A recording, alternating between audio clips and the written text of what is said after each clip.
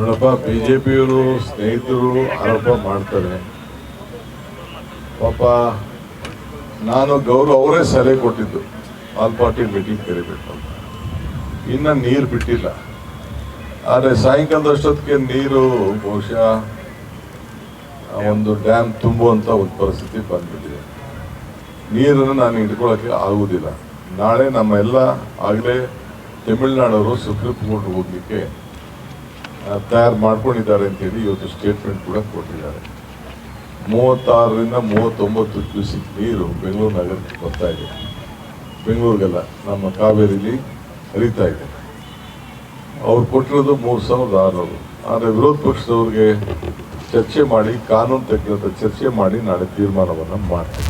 ಏನು ಶಿವಾಜಿನಗರದಲ್ಲಿ ಹಲ್ಲೆ ಮಾಡಿದ್ರು, ಅದು ಯಾರು ಅಧಿಕಾರಿಗಳು ಮಾಡಿದ ಮೇಲೆ ಅವ್ರ ಮೇಲೆ ಮಾಡಿದೀರಿ ಅಂತ ತಿಳ್ಕೊಂಡಿದ್ರೆ ಅದು ಭ್ರಮೆ. ಇದು ಸರ್ಕಾರದ ಮೇಲೆ ಮಾಡಿದಿರಿ, ಶಾಸಕರ ಮೇಲೆ ಮಾಡಿದಿರಿ, ಮಂತ್ರಿಗಳೇ ಮೇಲೆ ಮಾಡಿದಿರಿ ಅಂತೇಳಿ ಭಾವನೆ ಮಾಡ್ಕೋಬೇಕು. ಈ ಗೂಂಡಾಗಿರಿ ಇವಕ್ಕೆಲ್ಲ ಕೂಡ ನಾವು ಎದುರಲಿಕ್ಕೆ ಸಾಧ್ಯ ಇಲ್ಲ.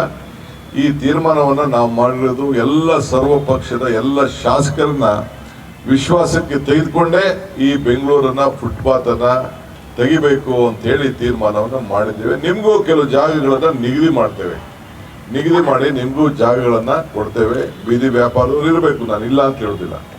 ಆದರೆ ಹಂಗಂತ ಹೇಳಿ ಪಾದಚಾರಿಗಳಿಗೆ, ವೆಹಿಕಲ್ಗಳಿಗೆ ಮಾಡಲಿಕ್ಕೆ, ಮೂವ್ಮೆಂಟ್ ಮಾಡಲಿಕ್ಕೆ ತೊಂದರೆ ಆಗೋ ರೀತಿಯಲ್ಲಿ ಮಾಡಲಿಕ್ಕೆ ಸಾಧ್ಯ ಇಲ್ಲ.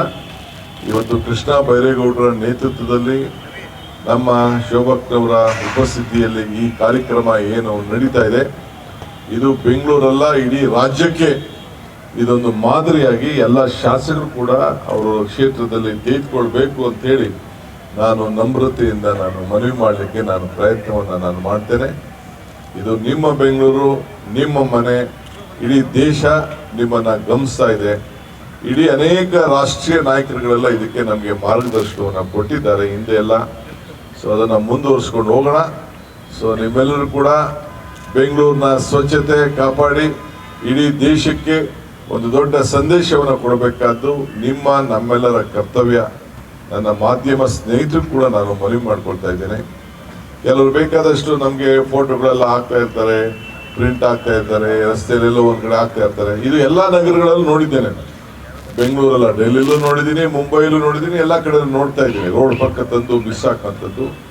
ಆದರೂ ಕೂಡ ಬಹಳ ವರ್ಷ ಆಯಿತು ನಮಗೆ ಈ ಸ್ವಚ್ಛತೆ ಬಗ್ಗೆ, ಈ ತ್ಯಾಜ್ಯದ ಬಗ್ಗೆ ಬೇಕಾದಷ್ಟು ಕೋರ್ಟು, ಬೇಕಾದಷ್ಟು ಸಮಸ್ಯೆ ಇತ್ತು. ಆದರೆ ಈ ಹಂತಕ್ಕೆ ಬಂದಿದ್ದೇವೆ. ಮುಂದೆ ಅದನ್ನು ದೊಡ್ಡ ಒಂದು ಹೊಸ ರೂಪವನ್ನು ಕೊಡ್ತಾ ಇದ್ದೇವೆ. ಇದಕ್ಕೆಲ್ಲ ನಿಮ್ಮ ಸಹಕಾರ ಇರಲಿ. ವಿಶೇಷವಾಗಿ ಈ ಒಂದು ಪವಿತ್ರವಾದಂಥ ಕಾರ್ಯಕ್ರಮಕ್ಕೆ ಸೆಂಟ್ರಲ್ ಮಿನಿಸ್ಟರ್ ಅವರು ಅವ್ರ ಕ್ಷೇತ್ರದಲ್ಲಿ ಬಂದು ಭಾಗಿಯಾಗಿ ಕೃಷ್ಣ ಬೈರೇಗೌಡರ ನೇತೃತ್ವದಲ್ಲಿ ಏನು ಯೋಜನೆ ನಡೀತಾ ಇದೆ, ಇದಕ್ಕೆ ನಿಮ್ಮೆಲ್ಲರ ಸಹಕಾರ ಇರಲಿ, ನಾಗರಿಕರ ಸಹಕಾರ ಇರಲಿ ಅಂತೇಳಿ ನಾನು ಪ್ರಾರ್ಥನೆ ಮಾಡಿ, ಇದನ್ನು ನಾನು ಸ್ವಚ್ಛತೆ ವಿಚಾರದಲ್ಲಿ ಕೆಲವು NGOಗಳು, ಕೆಲವು ಸಂಸ್ಥೆಗಳು ಅವರು ಕೂಡ ಒಂದೊಂದು ಏರಿಯಾನ ಟೇಕ್ ಓವರ್ ಮಾಡಿದ್ರೆ ಅದಕ್ಕೂ ಕೂಡ ನಾನು ಅವ್ರಿಗೆ ಸ್ವಾಗತವನ್ನು ಮಾಡ್ತೇನೆ. ನೀವೇನು ಇಡೀ ದೊಡ್ಡ ಬ್ಲಾಕೇ ಮಾಡಕ್ಕೆ ಹೋಗ್ಬಿಡಿ, 4 ರಸ್ತೆ ತೆಗೆದುಕೊಳ್ಳಿ.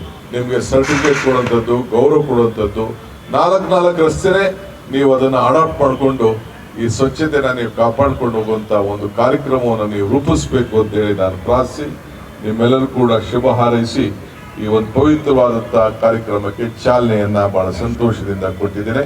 ಎಲ್ಲರಿಗೂ ಒಂದು ನಮಸ್ಕಾರ.